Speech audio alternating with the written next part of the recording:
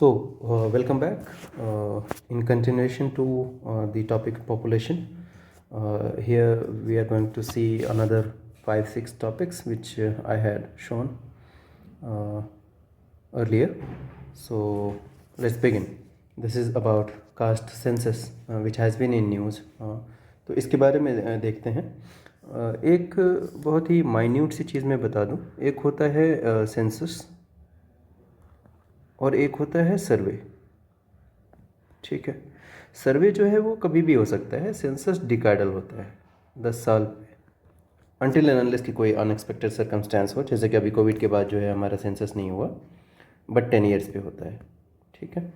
सर्वे जो है वो कभी भी हो सकता है, 1 ईयर पे हो सकता है, 2 ईयर पे हो सकता है, जब कोई भी अथॉरिटी गवर्नमेंट चाहे तब करवा सकती है। तो ये जो कास्ट सेंसस है ना, this is not a census, decadal नहीं है, रादर एक सर्वे है।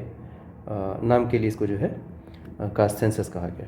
तो इसको कंफ्यूज नहीं होना। कई बार मेरे से इंटरव्यू में पूछा गया था कि ये कास्ट सेंसस जो है कास्ट सेंसस है या सर्वे है, तो इसको ध्यान में रखना है। अब आते हैं कास्ट सेंसस के बारे में बात करते हैं। ये कोई हिस्टोरिकल टाइमलाइन है, pre independence, post independence and after that. ठीक है। 1990 के बाद जो है क्या चेंजेस आए, मंडल कमीशन स्पेशली, उसके बाद क्या चेंजेस आए। तो प्री इंडिपेंडेंस में फर्स्ट सेंसस जो है पॉपुलेशन से रिलेटेड जो सेंसस हुआ था, कास्ट डेटा जिसमें इंक्लूड किया गया था, वो 1871 में था। 1931 में एक बार फिर से सेंसस हुआ कास्ट डेटा को इंक्लूड करने के लिए। वी नो कि मॉडल मिंटो रिफॉर्म जो था उसमें इलेक्टोरल प्रैक्टिसेस जो थे वो कास्ट और कम्युनल बेसिस पे था। तो उस टाइम पे कास्ट डेटा को निकालने के लिए ये सेंससेस करवाए गए थे। पोस्ट इंडिपेंडेंस में जो फर्स्ट सेंसस होता है, वैसे 1950 से 2011 तक हुआ है सेंसस। तो लास्ट वाला जो हम यूज़ कर रहे हैं वो 2011 वाला सेंसस यूज़ कर रहे हैं। तो फर्स्ट सेंसस में SC/ST का डेटा जो है सेपरेटली नहीं पब्लिश किया गया। इनफैक्ट कई सारे में काउंट भी हुआ बट पब्लिश नहीं किया गया। 1979 में मंडल कमीशन का जो है कॉन्स्टिट्यूशन होता है। मंडल कमीशन ने कहा कि अफर्मेटिव एक्शन ज़रूरी है OBCs के लिए, अदर बैकवर्ड क्लासेस के लिए। ठीक है। तो 1990 में इसका एप्लीकेशन, मतलब इसका जो रिकमेंडेशन था उसको अप्लाई किया जाता है, और 27% रिजर्वेशन फॉर OBCs यहाँ से आता है मंडल कमीशन के रिकमेंडेशन के अकॉर्डिंग। और ये डेटा कौन सा यूज़ किया गया था, 1931 का सेंसस डेटा यूज़ किया गया था। 2011 में सोशियो इकोनॉमिक का सेंसस वाला डेटा आता है, बट उसको पब्लिश इसीलिए नहीं किया जाता है कि कास्ट बेस्ड डिस्क्रिमिनेशन या फिर कास्ट बेस्ड प्रेफरेंसेस या फिर पॉलिटिकल पार्टीज़ उसको जो है अपने हिसाब से यूज़ कर सकते हैं। ठीक है। तो कास्ट बेस्ड सेंसस यहाँ पर हुआ था। कौन कौन से इन्वॉल्व थे, मिनिस्ट्री ऑफ रूरल डेवलपमेंट और हाउसिंग एंड अर्बन अफेयर्स। ठीक है। तो 2021 में होना था। कास्ट बेस्ड सेंसस की बातें चल रही है ताकि जो है उसको यूटिलाइज किया जाए। उसका कुछ एडवांटेज है कास्ट सेंसस का, वो देख लेते हैं। डेटा ड्रिवन पॉलिसी, कौन से कास्ट का क्या स्टेटस है, कितना पॉपुलेशन है, उस बेसिस पे जो है रिजर्वेशन दिया जा सके। ठीक है। रैशनलाइजिंग रिजर्वेशन, ऑब्वियसली उसी का इन्यूमरेशन करके कि कास्ट मान लेते हैं, अलग अलग कास्ट कितना परसेंटेज है और उसका स्टेटस क्या है सोसाइटी में, इकोनॉमिक कंडीशन क्या है, सोशल कंडीशन क्या है, उसके बेसिस पर जो है रिजर्वेशन दिया जा सकता है। अब उसके बाद बात करते हैं इफेक्टिव वेलफेयर स्कीम। होता ये है कि जो टारगेटेड बेनिफिशियरी हैं उन तक जो है वेलफेयर पहुंच नहीं पाता है। तो जैसे बिहार में सर्वे जब हुआ तो उसके अकॉर्डिंग पता चला कि जो टारगेटेड बेनिफिशियरी है, population for subsidise food grains and actual beneficiary जो है कोई और ही है। तो इस तरीके का सर्वे अगर नेशन वाइड होता है तो उससे हमें वो जो गैप है कि जो रियल बेनिफिशियरी हैं और जो अभी बेनिफिट ले रहे हैं उनके बीच का गैप पता चल पाएगा, और जो रियल बेनिफिशियरी हैं उनको स्पेशली टारगेट किया जा सकता है for the benefit of welfare schemes. उसके बाद है अंडरस्टैंडिंग सोशल स्ट्रैटिफिकेशन। समाज में अभी भी कास्ट सिस्टम है, तो इस कास्ट सिस्टम के बेसिस पे जो सोशल स्ट्रैटिफिकेशन है कि जो हम पढ़ते हैं 4 वर्ण का चतुर्वर्णाश्रम, तो उसका स्ट्रैटिफिकेशन हमें समझ में आ पाएगा, और उसके बेसिस पे अभी कौन सा कास्ट किस स्टेटस पे है, किस सिनेरियो में है, पॉलिटिकल या सोशल या फिर इकोनॉमिक स्टेटस क्या है, उसके बेसिस पे फर्दर जो है पॉलिसी फार्मूलेशन हो सकता है। इनइक्वालिटी एड्रेस कर सकते हैं। Caste census could expose the unequal distribution of wealth, resources and education across cast lines. ठीक है, तो जब ये चीज़ें हमें पता चलेंगी तो फिर हम फर्दर न्यू स्कीम्स और पॉलिसीज़ लॉन्च कर पाएंगे। फुलफिलिंग कॉन्स्टिट्यूशनल ऑब्लिगेशन आर्टिकल 340 कहता है कि जो सोशली और एजुकेशनली बैकवर्ड क्लासेस हैं उनको आइडेंटिफाई करके उनको सोशल इमेंसिपेशन के प्रोग्राम्स में इंक्लूड किया जाए। ठीक है, तो ये भी हमें जो है कास्ट सेंसस से मिल सकता है। Intersectionality, cast intersects across gender, जैसे कि मान लो मेल है, फीमेल है। ठीक है, तो जो विमेन है जनरली देखा जाता है कि अक्रॉस दी कास्ट मार्जिनलाइज्ड है। ठीक है, सारे कास्ट में मार्जिनलाइज्ड हैं। तो हम इस तरीके का भी स्कीम बना सकते हैं जिससे कि जेंडर एम्पावरमेंट भी आए, रिलीजन में भी और रीजन में भी। जैसे कि अगर रीजन की बात करें तो हरियाणा में और दिल्ली के रीजन में कहें, दिल्ली एनसीआर रीजन में, यहाँ पे जाट जो है डोमिनेंट कास्ट है। इवन अगर हम इकोनॉमिक स्टेटस की बात करें तो ये ओवरऑल ब्राह्मण्स या फिर क्षत्रिय जो दो कास्ट हैं डोमिनेंटली ऑल अक्रॉस इंडिया, इनसे भी ऊपर है इकोनॉमिकली, इनफैक्ट सोशली भी। तो ये अलग अलग रीजन पे हमें पता चलेगा कि किस कास्ट का क्या स्टेटस है और फिर टारगेटेड हम अपने स्कीम्स को फॉर्मुलेट कर सकते हैं। ठीक है, यहाँ पे एक टर्म मैंने बोला डोमिनेंट कास्ट। ठीक है, इसको याद रखना। जैसे कि हम बोल रहे हैं एनसीआर के रीजन में जाट एंड गुर्जर जो है ये एक डोमिनेंट कास्ट कम्युनिटी है इधर। अब डिसएडवांटेज क्या है? कास्ट बेस्ड पॉलिटिकल मोबिलाइजेशन, जो पॉलिटिकल पार्टीज़ हैं वो कास्ट वाले आइडेंटिटी को अपने वोट बैंक के लिए यूज़ कर सकते हैं बाद में। बहुत सारे पार्टीज़ ऑलरेडी इसको कर रहे हैं। इम्पैक्ट ऑन नेशनल इंटीग्रेशन, अगर हम कास्ट के बेसिस पे पॉलिसीज़ फार्मूलेट करने लगे या कास्ट के बेसिस पे डेटा इशू करने लगे तो लोगों के अंदर जो है कास्ट की रिजिडिटी बढ़ जाएगी। कास्ट रिजिडिटी बढ़ने की वजह से सभी अपने कास्ट के एस्पिरेशंस के लिए खड़े होने लगेंगे और वो नेशनल इंटीग्रेशन के लिए खतरे की घंटी है। तो ये एक पॉइंट है। Increase demand for reservation, obviously जैसे कि हम जानते हैं जाट एजिटेशन चल रहा है, पटेल एजिटेशन गुजरात में चल रहा है रिजर्वेशन के लिए। तो जो और भी कास्ट अपने स्टेटस को देख पाएंगे आफ्टर द कास्ट सेंसस तो पॉसिबल है कि वो भी जो है अपने रिजर्वेशन के लिए एजिटेशन करें और वो प्रॉब्लमेटिक हो सकता है। उसी तरीके से complexity of collecting caste data, तो जो कास्ट हैं उनको कलेक्ट करना, डेटा कलेक्ट करना, इतने सारे कास्ट हैं वो भी इजी नहीं है। इकोनॉमिक इन्वेस्टमेंट बहुत ज़्यादा है। बिहार अलोन जब कास्ट सेंसस हो रहा था 3000 to 4000 करोड़ रुपये जो है इसमें खर्च किए गए। ठीक है, तो और दूसरी बात है कि बहुत सारे कास्ट जो हैं एक स्टेट में ओबीसी है, दूसरे स्टेट में जो है जनरल है, तो ये भी कॉम्प्लेक्सिटी है। नेशन वाइड आप कैसे ट्रीट करेंगे सेम कास्ट को across the state. Potential stigmatization, caste का रिवेलेशन जो है स्टिग्मा हमारे अंदर एक होता है कास्ट को लेकर जनरली, तो वो और ज़्यादा स्टिग्मेटाइज कर सकता है, पॉसिबिलिटी है। ठीक है, वे फॉरवर्ड क्या हो सकता है? सब कैटेगराइजेशन ऑफ बैकवर्ड क्लासेज, जैसे कि हम जानते हैं अभी ओबीसी को सब कैटेगराइज करने के लिए जस्टिस रोहिणी कमीशन बनाई गई थी।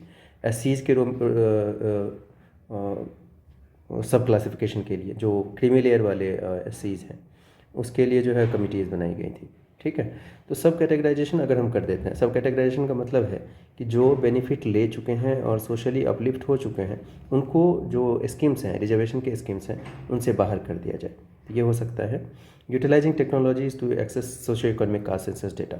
ठीक है, टेक्नोलॉजीज़ की हेल्प से जो है हम जो है कास्ट डेटा को ऊपर लाएँ, सोशियो इकोनॉमिक स्टेटस को जानें without releasing the data in public, और उस बेसिस पे जो है हम स्कीम्स को फार्मूलेट करें या इम्प्लीमेंट करें। उसके बाद है कंडक्टिंग अ प्रिलिमिनरी सेंसस, बिना गोइंग थ्रू जी कंप्लीट कास्ट सेंसस हम कर सकते हैं कि प्रिलिमिनरी सेंसस से हम पता करें कि अभी स्टेटस क्या है लोगों का, ये ऑप्शन हो सकता है। This was all about caste census. थोड़ा इसको पढ़ो और आंसर लिखने की कोशिश करो। अब हम आते हैं next topic, two child policy पे। ये मैं क्यों लेकर आ रहा हूँ, कई बार न्यूज़ में चल रहा है कि बहुत सारे रिलीजियस लीडर्स अक्रॉस रिलीजन कि आप 4 बच्चे पैदा करो, 5 बच्चे पैदा करो, एंड सिचुएशन इज़ कि we are struggling with so much of population.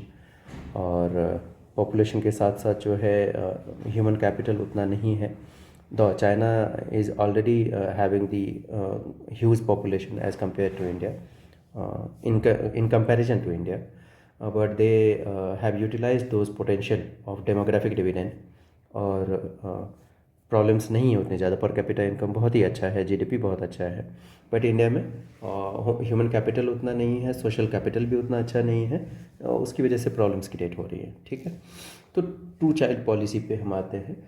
हमारे दो का नारा जब दिया गया था इनिशियली इन 1960s 70s, तो उस पर बात करते हैं उसका फ़ायदा क्या है। फ़ायदा ये है रिसोर्स मैनेजमेंट। हम जानते हैं कि हम 2 बच्चे ही अगर रहेंगे तो रिसोर्स पे कंस्ट्रेंट नहीं आएगा। जितना रिसोर्स हमारे पास है, वाटर, फूड, एनर्जी, उसको एडिक्वेटली हम यूटिलाइज कर पाएंगे।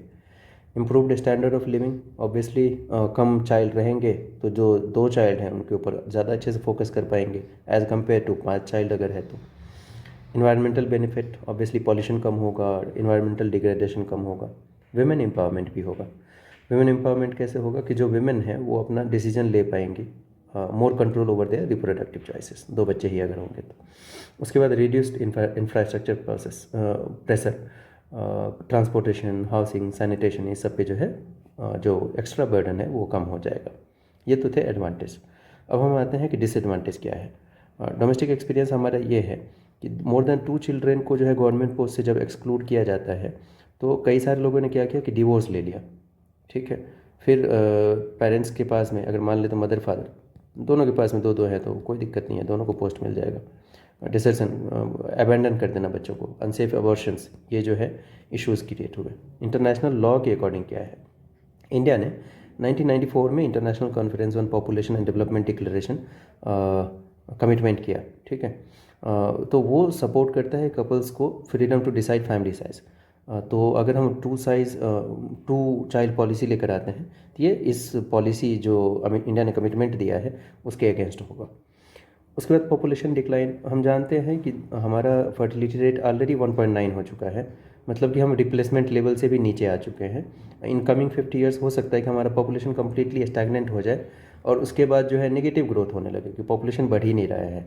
तो अगर हम 2 चाइल्ड पॉलिसी लेकर आते हैं तो ये हमारे लिए प्रॉब्लमेटिक हो सकता है इन नियर फ्यूचर में भी 50 to 100 ईयर्स में। ठीक है, ह्यूमन राइट वायलेशन, ऑब्वियसली जो चिल्ड्रन के राइट है, अगर 2 चाइल्ड पॉलिसी लेकर आते हैं तो एक तो फीमेल फेटिसाइड हम सुनते हैं, भ्रूण हत्या वो होगा, और ऑब्वियसली जो एग्जिस्टिंग चाइल्ड हैं उनको जो पॉलिसीज़ से बेनिफिट मिलने वाला था वो भी नहीं मिल पाएगा, तो वो वायलेशन ऑफ ह्यूमन राइट है। वुमेन और गर्ल पे इफेक्ट पड़ेगा, फीमेल फेटिसाइड ज़्यादा बढ़ेगा क्योंकि 2 ही बच्चे के केस में जो है लोग चाहे जो पैट्रियार्कल माइंडसेट के हैं वो फीमेल फेटिसाइड पे फोकस करेंगे। ठीक है, और भ्रूण हत्या बढ़ जाएगा, सेक्स सेलेक्टिव एबॉर्शंस बहुत ज़्यादा होगा। ठीक है, तो ये है। उसके बाद है social impacts, policy letter disqualification. Main elections में कहा जा जो इनिशियल जो प्रपोजल आया था कि जिनके भी 2 से ज़्यादा बच्चे होंगे वो इलेक्शंस कंटेस्ट नहीं कर सकते, तो वो एक प्रॉब्लम है। सोशल इम्पैक्ट इक्वालिटी के अगेंस्ट है, denying benefits to larger families contradicts the development of third child. जो थर्ड चाइल्ड होगा उसके लिए प्रॉब्लम है and violates the right to equality. China में देखा गया कि जो पॉलिसीज़ इम्प्लीमेंट किए गए 2 चाइल्ड का, तो अब अभी ये हो रहा है कि पॉपुलेशन नेगेटिवली ग्रो हो रहा है, मतलब कि अब पॉपुलेशन ग्रो नहीं हो रहा। और दूसरी बात कि जो लेबर फोर्स चाहिए था, लेबर फोर्स वहाँ के इलेक्ट्रॉनिक्स मार्केट के लिए या ये कहें कि एक्सपोर्ट मार्केट के लिए जो भी लेबर फोर्स वहाँ चाहिए था वो अब कम्प्लीटली अबैंडन हो गया है। वो कम्प्लीटली तो नहीं, but they are facing shortage of labour. तो ये यहाँ पर जो है उसी का एक केस स्टडी दिया हुआ है, इसको एक बार पढ़ लीजिए अच्छे से and you will get to know कि चाइना का केस स्टडी क्या है 2 चाइल्ड पॉलिसी को लेकर। तो ये हमारा टॉपिक यहाँ पे ख़त्म होता है। अब उसके बाद हम आते हैं माइग्रेशन वाले टॉपिक की तरफ। तो देखो माइग्रेशन हम समझ लिए हैं टॉपिक क्या होता है माइग्रेशन, और इसमें हमें ज़्यादा से ज़्यादा ध्यान रखना है इलीगल इमिग्रेशन के बारे में पढ़ लेना 1-2 बार, न्यूज़ आर्टिकल्स जब भी आएंगे। इलीगल इमिग्रेशन जैसे कि अभी यूएस वाला इशू चल रहा है, डिपोर्ट कर दिए गए, तो हो सकता है इलीगल इमिग्रेशन से रिलेटेड कुछ टॉपिक्स पूछे जाएं एग्जाम में। उसके बाद इलीगल इनफिल्ट्रेशन जो बॉर्डर एरियाज में चल रहा है इसके बारे में एक बार देख लेना, और माइग्रेशन से रिलेटेड जो टॉपिक्स न्यूज़ में कवर किए गए हैं, जो मैंने अपने न्यूज़ आर्टिकल्स में किया है कवर, H1B वीज़ा क्या होता है, गोल्डन वीज़ा क्या होता है, ग्रीन कार्ड क्या होता है, इस सबको जनवरी के मंथली मैगजीन में, और मार्च में अभी 1-2 मार्च को भी जो ट्रंप ने कहा कि आप जो है हमारे यहाँ इन्वेस्टमेंट करिए 40 करोड़ का, कुछ करोड़ बोला है, फॉरगेटिंग एग्जैक्ट नंबर, तो वो इन्वेस्ट करिए और आपको जो है सिटीजनशिप का जो है एक रूट है वो आपको थोड़े दिनों में सिटीजनशिप दे दी जाएगी। ठीक है, तो ये इश्यूज़ हैं जो कि करंट में है, हमारे न्यूज़ आर्टिकल्स जो कि मैं मैगज़ीन पब्लिश करता हूँ उसमें है अवेलेबल, तो उसको एक बार देख लेना है। ठीक है, तो इसमें समझाना ये है मुझे माइग्रेशन से रिलेटेड टॉपिक्स, मतलब हेडिंग क्या क्या है, माइग्रेंट होते कौन है, यहाँ डेफिनेशन लिखा हुआ है, एक जगह से दूसरी जगह जाकर कुछ काम के लिए हो सकता है, टेम्परेरीली हो सकता है, तो उनको माइग्रेंट कहते हैं। इमिग्रेंट परमानेंटली जो मूव कर जाते हैं दूसरे कंट्री में। ठीक है, माइग्रेंट हो सकता है परमानेंटली मूव ना करें।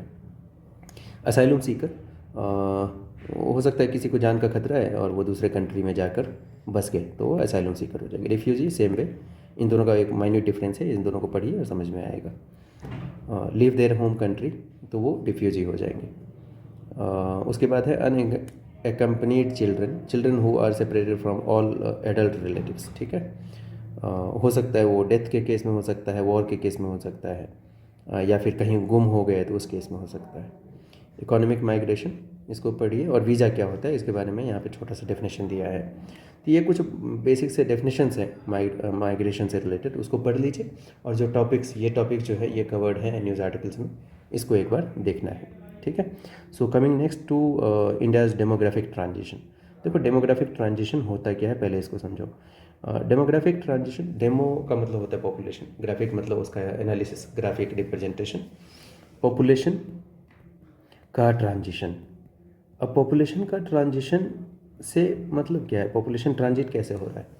तो इनिशियली जब कोई भी सोसाइटी अपने प्रिमिटिव स्टेज में होता है या लेसर डेवलप्ड स्टेज में होता है, वहाँ पर डेथ रेट हाई होता है, क्योंकि पैंडेमिक्स होते हैं, डिजीजेज होते हैं, डेवलपमेंट उतना अच्छा नहीं होता, सैनिटेशन नहीं होता, हेल्थ फैसिलिटीज़ नहीं होती है, न्यूट्रिशनल सिक्योरिटी नहीं होता है। तो ये सब के केसेस में बर्थ रेट काफ़ी ज़्यादा होता है, डेथ रेट भी काफ़ी ज़्यादा होता है। अब पूछोगे बर्थ रेट क्यों ज़्यादा होता है? क्योंकि लोगों के अंदर इनसिक्योरिटी रहती है कि बच्चे तो जितने जन्म लेंगे उनका डेथ हो जाना है, तो ज़्यादा से ज़्यादा बच्चे पैदा करें, तो high birth rate high death rate, तो पॉपुलेशन लगभग स्टैग्नेंट ही रहता है, बहुत कम पॉपुलेशन रहता है, स्टैग्नेंट रहता है। तो कहा जाता है कि किसी भी सोसाइटी के डेवलपमेंट को हम इससे आंकते हैं कि ये जो स्टेज है हाई बर्थ रेट और हाई डेथ रेट से लेकर लो बर्थ रेट लो डेथ रेट तक कैसे पहुंचा, और ये जो पहुंचने का प्रोसेस है वही है डेमोग्राफिक ट्रांजिशन। ठीक है, और जब लो बर्थ रेट और लो डेथ रेट को पहुंचते हैं, और if that is in consonance with basically कि जितना पॉपुलेशन है हमारे पास में, अगर वही वो पॉपुलेशन वहाँ के रिसोर्सेज को सस्टेनेबली यूटिलाइज कर पा रहे हैं और आगे के जनरेशन्स के लिए भी बचा पा रहे हैं, तो उसी को कहते हैं ऑप्टिमम पॉपुलेशन। मतलब कि जितना पॉपुलेशन है रिसोर्सेज भी उसी अकॉर्डेंस में अवेलेबल है। ठीक है, तो ये जनरली होता है डेवलप्ड वर्ल्ड में, इंडस्ट्रियलाइज कंट्री में ट्रांजिशन होता है। तो हम डेमोग्राफिक ट्रांजिशन थ्योरी पढ़ते हैं, एनसीईआरटीज़ में मेंशन है वो। यहाँ ऐसे पॉपुलेशन जो है स्टैग्नेंट होती है, यहाँ आकर first stage, second stage, third stage of transition होता है।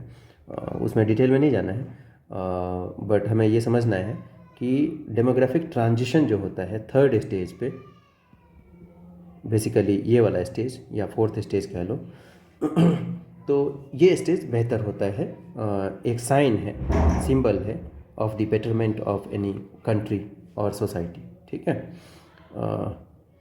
इंडिया जो है अभी हम जानते हैं कि 1.9 TFR पे पहुंच गया, तो ये ट्रांजिशन हुआ है इंडिया का। ठीक है, अब इससे रिलेटेड एक report I, global burden of diseases, injuries and risk factor 2021 reveal A steep decline in India's total fertility over the decades. ठीक है, और ये 1.9 तक हो गया है। This raises concern of socio economic political repercussion particularly in southern states, क्योंकि southern states में 1.9 से भी कम हो गया है, केरला 1.8। ठीक है, तो ये रिप्लेसमेंट लेवल क्या होता है 2.1, उससे भी कम है। तो हो सकता है कि आने वाले 50-100 ईयर्स में जो है यहाँ पे पॉपुलेशन डिक्लाइन होना शुरू हो जाए। ठीक है, तो की फाइंडिंग्स इसके रिपोर्ट का एक बार पढ़ लीजिए, ये सिर्फ याद करने के लिए है। जैसे कि TFR 6.18 था 1950 में, 1.9 हो गया 2021 में। ठीक है, जबकि रिप्लेसमेंट लेवल 2.1 है।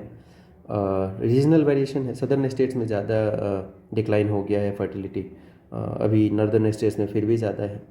तो ये है रीजन्स क्या है इसके, सोशो इकोनॉमिक फैक्टर है, हेल्थ और माइग्रेशन इश्यूज़ हैं। तो ये हमारा टॉपिक है, इसको एक बार पढ़ लीजिए। एंड ज़्यादा डिफ़िकल्ट लैंग्वेज नहीं है, इजी है, समझ में आ जाएगा। सो टेक इट इजी और इसको एक बार पढ़ लो। अब उसके बाद एक अगला टॉपिक है नारायण मूर्ति, जो बहुत बड़े इंडस्ट्रियलिस्ट हैं, उन्होंने कहा था, इनफैक्ट कई सारे और भी इंडस्ट्रियलिस्ट ने कहा कि इंडिया में जो वर्क कल्चर है वो 70 आवर का वर्क कल्चर होना चाहिए, वीकली 70 आवर्स वर्क करें, बेसिकली पर डे 10 आवर्स से ज़्यादा काम करें, जो कि बहुत ही ज़्यादा इनह्यूमन ट्रीटमेंट है। ठीक है, तो वर्क प्लेस कल्चर से रिलेटेड अभी इकोनॉमिक सर्वे 2025 में कुछ डेटा पब्लिश किया गया और कहा गया कि क्या हमारे लिए बेहतर है। Factors affecting mental health. ठीक है, क्या क्या फैक्टर्स है जो मेंटल हेल्थ को हैम्पर कर सकता है। तो वर्क प्लेस कल्चर, अच्छा वर्क प्लेस कल्चर होगा, बैलेंस्ड वर्क आवर अगर होगा तो लोग जो है ज़्यादा अच्छे से कर पाएंगे काम। अगर बैलेंस्ड वर्क आवर नहीं है, 10 to 12 आवर्स डेली काम कर रहे हैं ऑफिस में रहकर, तो फिर ये प्रॉब्लमेटिक है। ठीक है, workload management, impact of remote work, ठीक है, घर आकर फिर से काम करना पड़ रहा है, वो प्रॉब्लमेटिक है। Life style choices and mental wellbeing. ठीक है, ये सारे पॉइंट्स बहुत ही ज़्यादा एक्सप्लेन पॉइंट्स हैं, इसको मुझे नहीं लगता कि समझाने की ज़रूरत है। So you should go through these points. और ये डेटा सब जो दिया हुआ है, इकोनॉमिक सर्वे का है, इसको एक बार जो है आप पढ़ लीजिए। ठीक है, इम्प्लीकेशन क्या होगा poor mental health on economy, economy पे क्या हेल्थ पड़ेगा, इफेक्ट पड़ेगा पुअर मेंटल हेल्थ का, इसको भी एक बार ये देख लीजिए डेटा वगैरह। ठीक है, सो मोर और लेस ये सिर्फ पढ़ने के लिए है, इसमें बहुत ज़्यादा समझाने लायक कुछ है नहीं। एंड आई होप कि चीज़ें समझ में आ जाएंगी। ठीक है, सजेशन क्या होगा, वर्क प्लेस रिफॉर्म की ज़रूरत है, फ्लेक्सिबल वर्क मॉडल की ज़रूरत है, जैसे हम हाइब्रिड मॉडल कहते हैं, वर्क फ्रॉम होम भी और ऑफ साइट वर्क भी, ऑन साइट वर्क भी।